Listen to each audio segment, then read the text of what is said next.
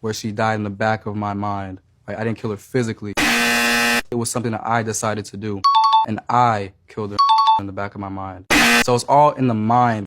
David, your ass is cooked. TikTok's greatest minds have been on this case, and it's almost like no matter how you look at it, there's no way out of this one.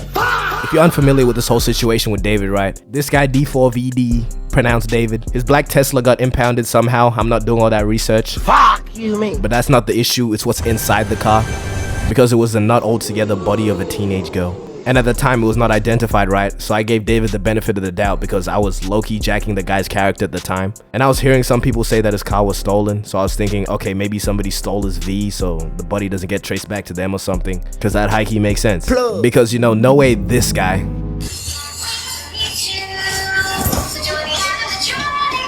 is out here dismembering girls. But Lord, I believe I was wrong.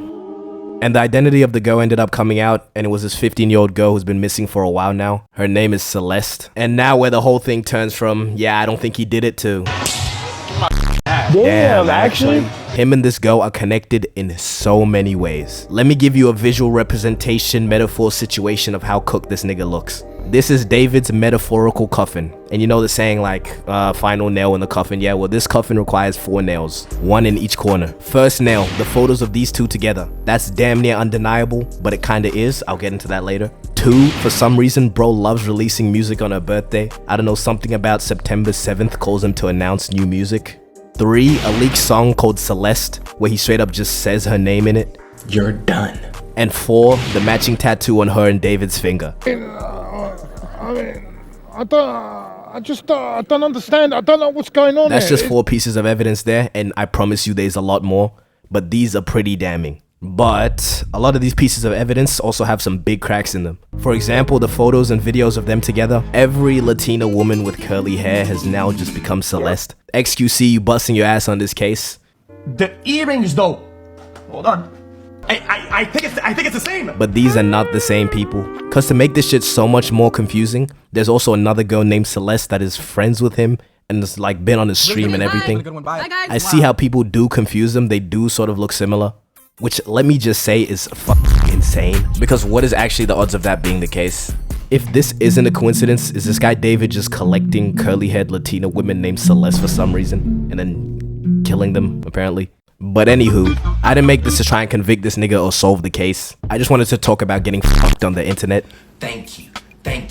Not like that. Just waking up one day and everyone's just switched up on you. But I also understand the perspective of the people switching up. Cause imagine you're defending them and everyone's just like, hey, that's your man.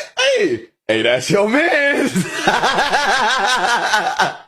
They said your man's a pedophile, gang. That's your man's the nigga you be hanging with. Jason, that's tough, my nigga. Internet culture will never follow that idea of innocent until proven guilty because people deadass just believe every single thing they hear and they don't think about it. Or they just work with what little they have and then just make up the rest of it. The TikTok detectives working on the David case, the ones that can't distinguish between 2 different human beings, they are deadass saying they're doing more than the police are. Oh no.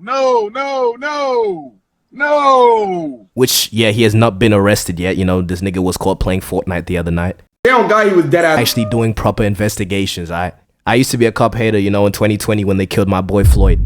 But Officer John Nolan changed me. I love you, LAPD. Anyways, the guilty. What I'm trying to say is that guilty until proven innocent mindset thingy-mabob that we be doing, it's dumb.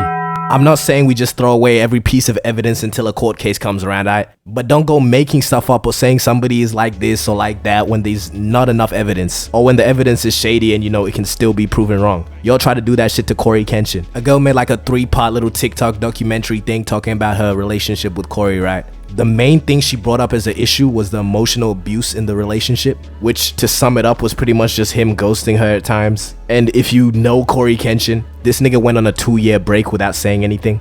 Don't complain about my upload schedule again, by the way. But for some reason, people took all of this information, right? And they came up with the idea that this guy raped her and essayed her. And after all the people slandering his name, she goes on a TikTok live and says this. Yeah, there's no SA between me and Corey. So she was just never saying that in the first place. I guess people have nothing better to do. Same thing happened with Dream with fake messages, and the same thing happened with Diddy. Alright, hear me out. But other than beating his wife and apparently grooming a little Justin Bieber, they low-key got this guy on a case of being too freaky. Is he really the villain that everyone paints him out to be? Yo, my fault, never mind, bro. I've just done like 10 minutes of research. Yeah, this nigga had to go. I was skeptical about him being into dudes, but there is like several lawsuits from different guys, all claiming that he fiddled them without consent. Maybe not fiddled, diddled. That is a better term. I'm trying to make a point here. That was just a bad example. Another bad example would be OJ. Like I've said this previously. I know for a fact this nigga did it. Or did he?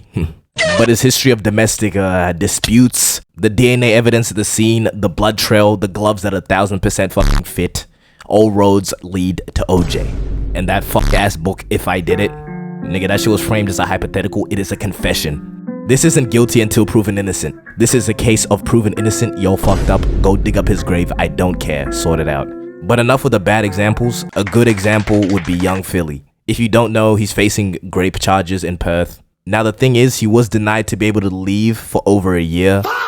But correct me if I'm wrong, I'm pretty sure that means there was reasonable claims towards those charges. You know, not just somebody accusing him with no evidence. But still, it's an active court case. It doesn't help when people have already decided, yeah, the guy is guilty, or are just actively making stuff up about the case. Like our previously established villain, people already out here calling him P. Philly. That's not necessary, that is not nice, okay? But I do mess with how Chunks handled the situation.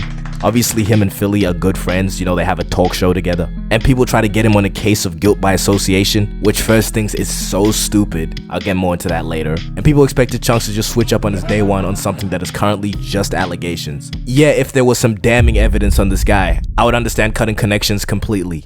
You know, out of context, some things do seem a little weird. Age is actually 16 in the UK. No, so a 25-year-old can't be with a 16-year-old? Yes, they can. I got like Dotson on them motherfuckers. But it's not cut off your day one worthy. And this guilt by association shit, alright? Not everything is a damn Epstein files. Just because you know someone doesn't mean you're supporting their criminal activities. Or that dumbass shit, there were signs, I don't speak sign language, nigga. And then I see some dumbass clips like this. Every guy should start in jail and have to work his way out. Absolutely. I think love that's that idea. because it's like you need to earn your place out here. You do. In my opinion. Explain to me why I'm on trial for being a man. Yes, there are some bad cookies.